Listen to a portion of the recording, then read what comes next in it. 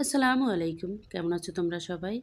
দেখো আজকে আমি শুটকির আচারি ভুনা করলাম রসুন দিয়ে। আমি খাইতেছি, খেতে অনেক মজা। নিয়ে নিলাম ব্লেন্ডারে শুকনো মরিচ, রসুন, পেঁয়াজ এর সাথে চাপা শুটকি ব্লেন্ড করার জন্য। দিয়ে দিলাম কড়াইতে পরিমাণ মতো তেল, আস্তা রসুন। এখন এগুলো হালকা বাদামি করে ভেজে নেব। দিয়ে দেবো এখন পেঁয়াজ। পেঁয়াজটা যখন ভাজা হবে হালকা বাদামি, তখন আমি দিয়ে দেব একটুখানি পানি। পানি দেওয়ার পরে দিয়ে দিলাম হলুদ, মরিচের গুঁড়ো, ২ টেবিল চামচ লবণ দিয়ে ভালো করে কষিয়ে নেব। দেখো আমি কীভাবে কষাইতেছি। এই তরকারিটা বা এই শুটকির রেসিপিটা যত কষাবে তত মজা হবে। আমার কষানো হয়ে গেছে, এখন দিয়ে দিলাম ব্লেন্ড করে রাখা ওই মশলাটা। এখন এটা আমি ভালো করে আস্তে আস্তে কষিয়ে নেব।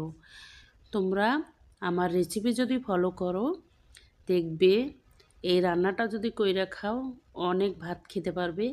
জ্বর থাকলেও ঠান্ডা থাকলেও এই ঝাল ঝাল শুটকির রসুনের আচারি খেতে অনেক মজা। কষানো শেষ, দিয়ে দিলাম পানি। প্লিজ তোমরা আমার রেসিপি ফলো করো এবং লাইক কমেন্ট শেয়ার করো। পাশে থাকার বেল আইকনটি ক্লিক করে দিলো আর সাবস্ক্রাইব করে দিও। দেখো আমি ভালো করে মশলাটা পানি দিয়ে এখন সুন্দর করে রান্না করে নিয়ে দিছি। আবারও আমি দিয়ে দিলাম আস্ত রসুন, কিছু পেঁয়াজ কুচি। এটা সুন্দর করে দেব। আমি প্রথমে যে রসুনটা দিচ্ছি ওটা কিন্তু গলেই যাবে, হালকা আস্ত থাকবে। আর এই রসুনটা হালকা সিদ্ধ থাকবে। এটা খেতে দারুণ লাগে, দুর্দান্ত স্বাদ। দেখো আমার আচারি শুটকির রসুন রেডি। ভাত খাইতেছি।